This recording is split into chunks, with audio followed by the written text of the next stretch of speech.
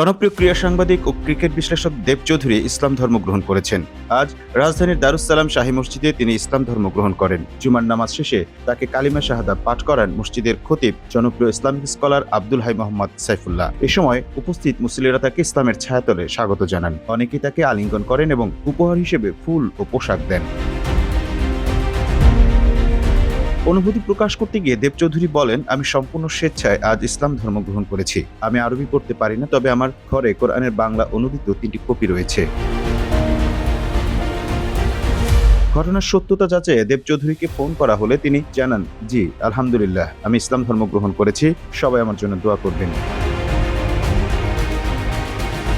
দেবকে ইসলামে স্বাগত জানিয়ে ক্রিকেটার শাহরিয়ার নাফিস তার ভেরিফাইড ফেসবুক পেজে পোস্ট দিয়েছেন। নাফিস লিখেছেন, আল্লাহ আপনাকে কবুল করুন, আল্লাহ আপনার পথ চলা সহজ করে দিন, আল্লাহ আপনার জ্ঞান বৃদ্ধি করে দিন, আমিন।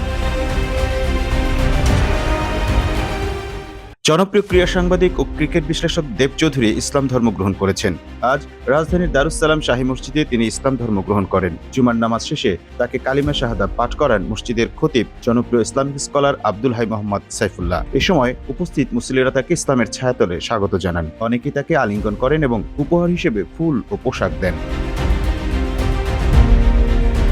অনুভূতি প্রকাশ করতে গিয়ে দেব চৌধুরী বলেন, আমি সম্পূর্ণ স্বেচ্ছায় আজ ইসলাম ধর্ম গ্রহণ করেছি। আমি আরবি পড়তে পারি না, তবে আমার ঘরে কোরআনের বাংলা অনুদিত 3টি কপি রয়েছে। ঘটনার সত্যতা যাচাইয়ে দেব চৌধুরীকে ফোন করা হলে তিনি জানান, জি আলহামদুলিল্লাহ, আমি ইসলাম ধর্ম গ্রহণ করেছি, সবাই আমার জন্য দোয়া করবেন।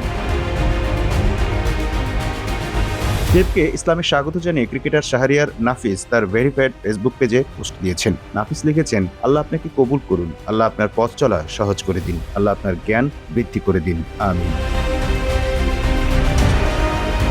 আমন মাহফুজ, টাইম নিউজ ডেস্ক।